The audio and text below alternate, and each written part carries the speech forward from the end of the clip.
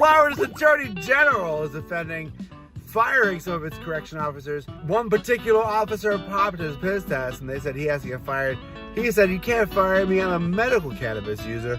They're saying if you use cannabis at all and you're a police officer with a pistol, that's not okay. That people who use cannabis aren't allowed to have firearms.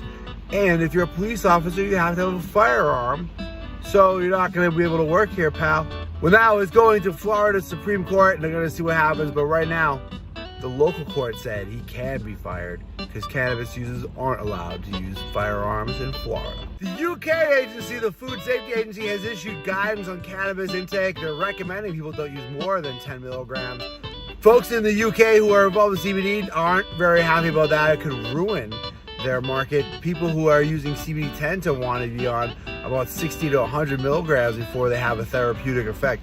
But 10 milligrams probably isn't going to do anything. The move seems to be toward protecting the pharmaceutical industry because it doesn't want people using cannabis, as when people tend to use cannabis, they use a lot less pharmaceuticals.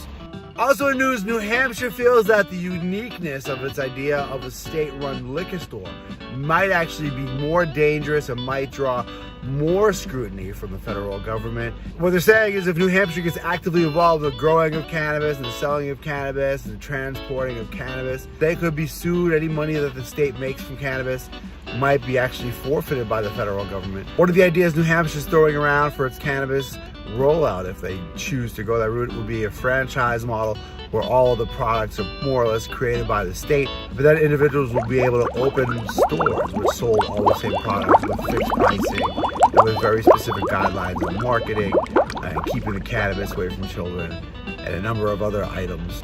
Thanks for watching The Wash Daily.